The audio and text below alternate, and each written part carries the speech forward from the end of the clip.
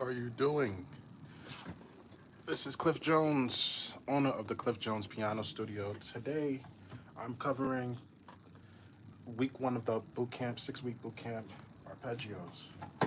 Um, Maybe by now you've gone through some of the material. If you haven't, it's okay. This masterclass is going to be an even more in-depth analysis of boot camps of the arpeggios, right? So, just a quick recap. In the first video, I explained that when you do arpeggios, you want to make sure that your hand and your arm and your fingers are doing the work. There shouldn't be any tension from here, your wrist, your hand, your elbow, your shoulder, or your back. The minute you begin to feel that, that means that you're playing wrong and should automatically stop and take time to figure out and assess what's going on with your technique, right? So, like I explained before, we start with the C major arpeggio. As you can see, when I'm doing these arpeggios, let me actually scoot this back more so you can see better. As you can see, when I'm doing these arpeggios, my hand is moving on a straight line. And the same thing reversed when I come back down. All right? Very similar to when you do scales, the same concept. The fingers are doing the work while the hand is relaxed and the arm is relaxed, and you're gliding along the keys. Right? Now, when it comes to connecting arpeggios, going up the octaves, like I mentioned in the video before, the first video, it's not this. We're not horses, we're human beings, right? So in order to achieve connecting one note to the next as you're going up the piano, you want to make sure that if your fingering is 1 2 1 2 3 1 2 3, make sure you're connecting your third finger to your first finger on a straight line. If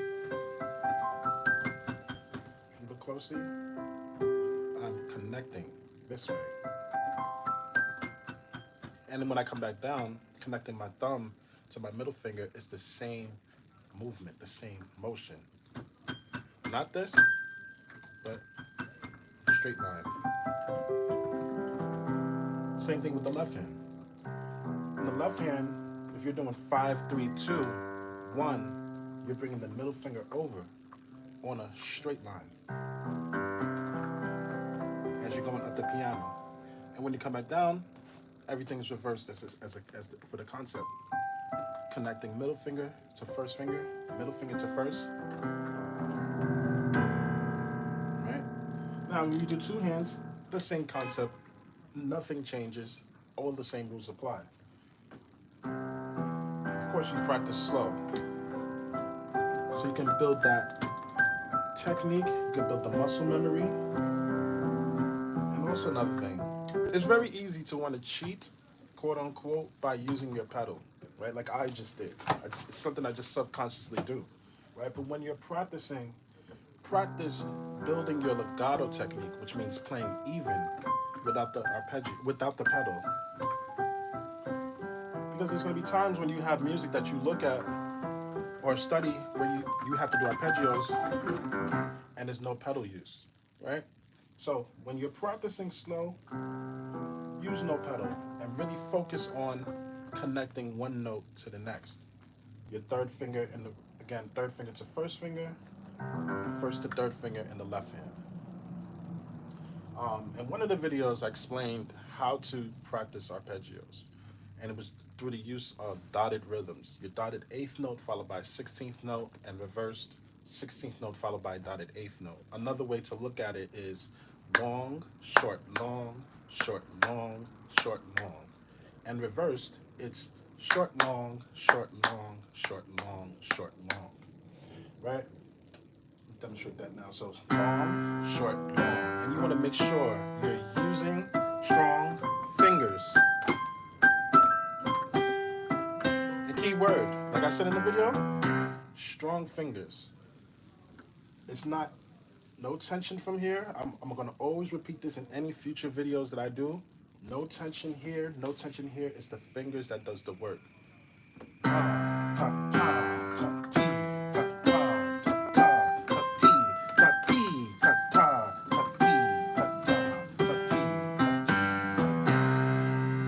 reversing the rhythm. Ta ta ta ti ta ta ta ti ta ta ti ta ti ta ti. Let me also specify this. It doesn't matter like what fingers or what pieces that you're playing where you have arpeggios that might be using different fingers. The same concepts apply. When you're practicing in dotted rhythms, whether you're practicing in thirds and fourths, or if you have, for example, there's a piece by Franz Liszt, the Mephisto Waltz. So at the end, the fingers are 1, 2, 3, 5, 1, 2, 3, 5, 1, 2, 3, 5, 1, 2, 2, 3, 5. It's the same concepts connecting, in this example, connecting pinky to thumb. Concepts never change, right? So we practice in dotted rhythms. The next one was triplets, and then the last one was practicing in groups of 4, 16th notes or quads. Same thing again, when you do triplets, it's 3 octaves. 1, 2, 3, and stepping on the first group of notes.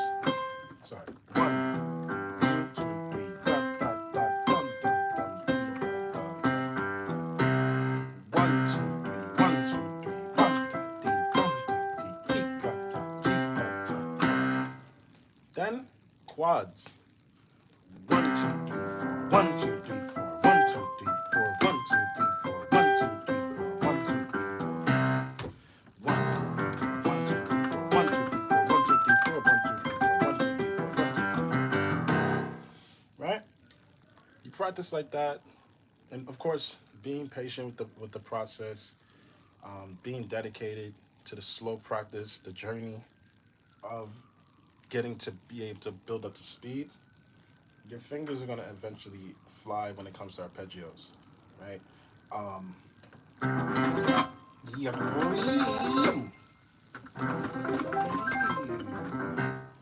Other thing, once you build everything up to speed, many people don't know this, and I did mention this in one of the videos, and I'll just reiterate it.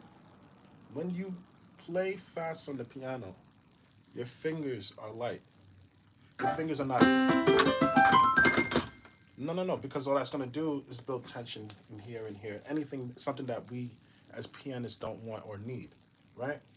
So you want to pretend like your fingers are hovering above the keys or playing light on the keys.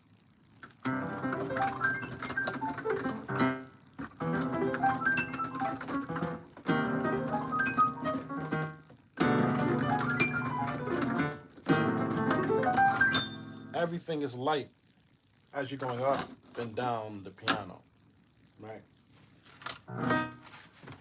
Another thing that I want to also show you, because there's all types of arpeggios, right, than the ones that I've covered.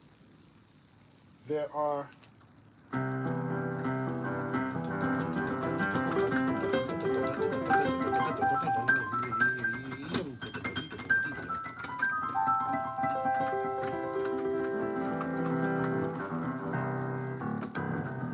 I don't know exactly what to call these type. Matter of fact, you can call them.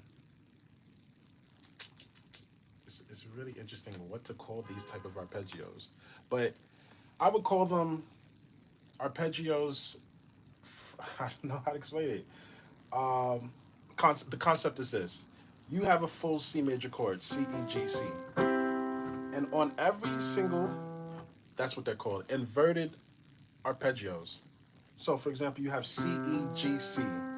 The next one will be E, G, C, E, G, C, E, G, C, E, G, C. That's one pattern.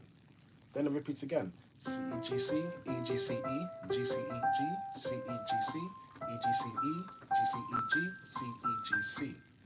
When you do these type of arpeggios, especially like if you're playing music by Mozart or Beethoven, the trick is to make sure that you put the emphasis on every single group of inverted arpeggios. So if you listen closely, I'm gonna play slower. I start on C, E, G, C, E, G, C, E, G, C, E, G, C, E, G, C, E, G, da, da, da, da, da, da, da, da. And when I come back down, it's the same concept coming backwards. C, G, E, C, G, E, C, G, G, E, C, G, E, C, G, E, C, G, E, C. Right? So that's also another concept that I would love for you to practice as well. Starting off C, C, E, G, C, E, G, C, E, and versions of arpeggios. You do it hand separately with the dotted rhythms. Da, da, da, da, da,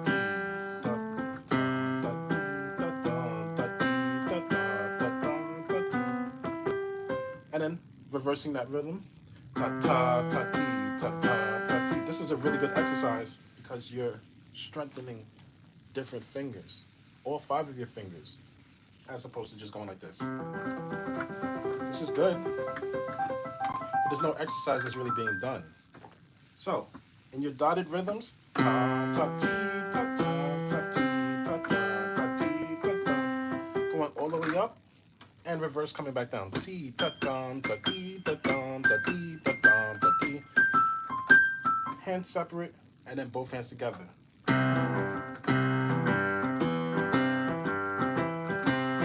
And make sure again you're stepping on each note using strong fingers.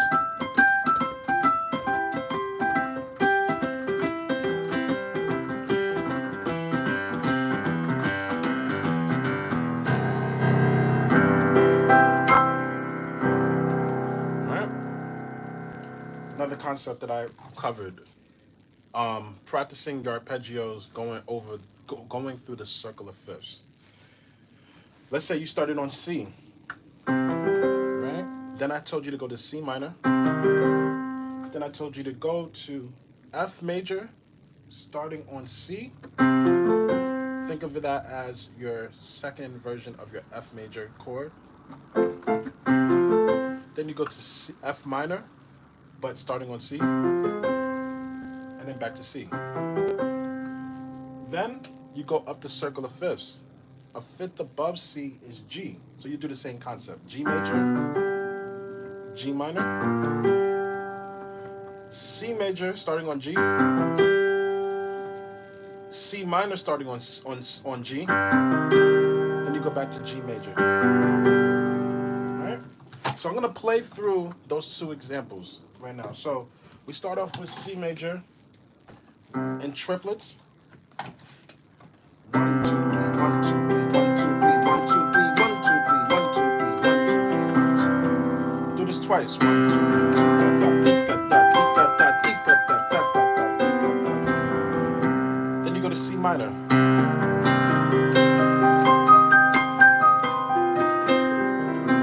Sorry.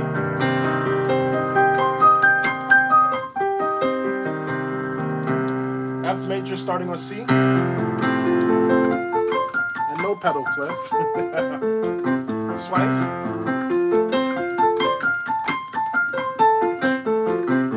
Then F minor starting on C.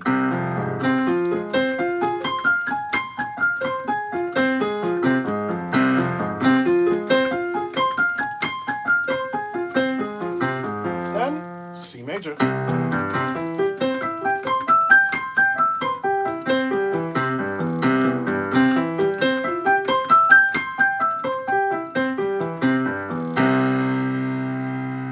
Next one, go up a fifth from C. C is 1, D is 2, E is 3, F is 4, the G is the 5th. 1, 2, 3, ta ta ta ti ta ta ti ta ta ti. 2, 3, 1. 1, 2, 3, ta ta ta ti ta ta ta ta ti ta ta ta. G minor.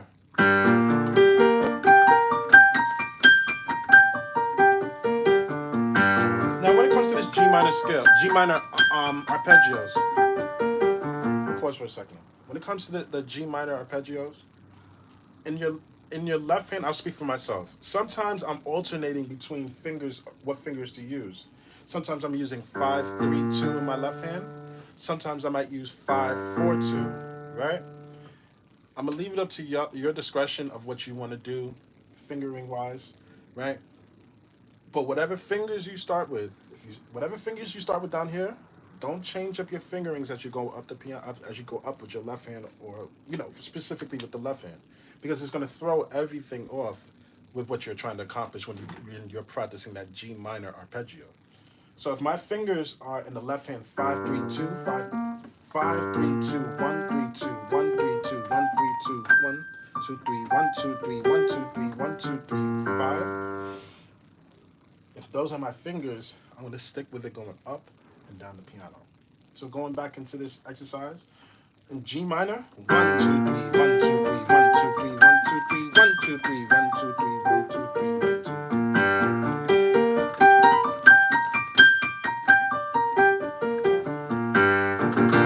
Then C major, starting on G.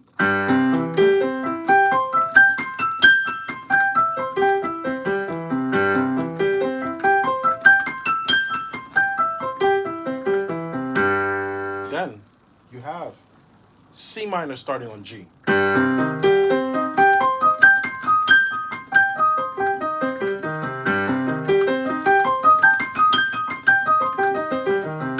Then back to G major. Okay.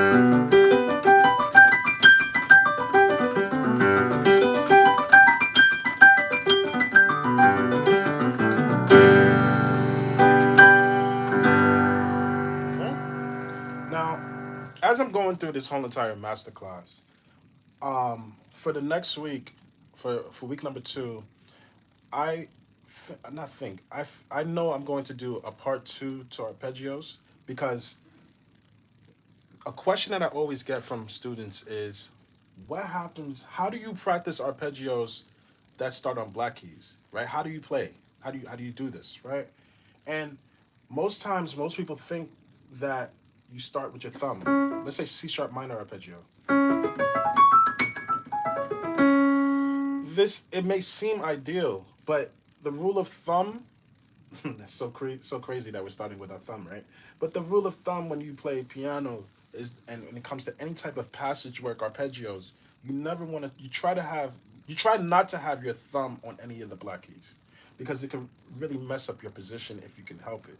So instead, I'll just give you a preview of what I'm going to cover. Instead, you'll start off, I'm going to start with the right hand. You start with your second finger. So this is, let's say it's a C sharp minor arpeggio. 2 1 2. So C sharp, E, G sharp. 2 1 2 4. Because you need to get to the other C sharp. So the fingers will be 2 1 2 4 1 2 4 1 2 4. And coming back down, 4 2 1 4 2 1 4 2 1 4 2 1 4 2. I'll go even more in depth on how to practice those arpeggios. So week 2, right, is going to cover even more advanced arpeggios, even diminished arpeggios. How do you do a diminished arpeggio on A, on B, on A flat, on B flat? I'm gonna go even more in depth on that. Even when these type of arpeggios, C, G, C, G, C, etc., etc. I will go even more in depth on that for next week. The following week, week 3, will be dedicated to scales, and then subsequent weeks after that, I will cover new topics and new technique. And yes, so this was a masterclass, a recap of week 1 of the boot camp. We covered arpeggios, C major arpeggios. I gave you the science of how to practice arpeggios correctly, the how to play them correctly, the importance of not having tension, right? I'm gonna constantly stress the importance of not having tension in your hands as you go through this boot camp, because a lot of the techniques that I'm gonna be covering, especially when it comes to octaves, you will probably, when you first start off, you will probably have some type of tension in here. I'm gonna give you the tools and the tips on how to prevent that from happening, right? And as always, remember this. Anytime you're practicing anything I'm teaching you, the minute you start to feel tension, stop and assess what's going on with your mechanics. If you feel tension, that means your mechanics is wrong, right? And there's nothing wrong with doing this. Some people, they like to push through and think that, oh, playing piano is like going to the gym and lifting weights. No, no, no, no.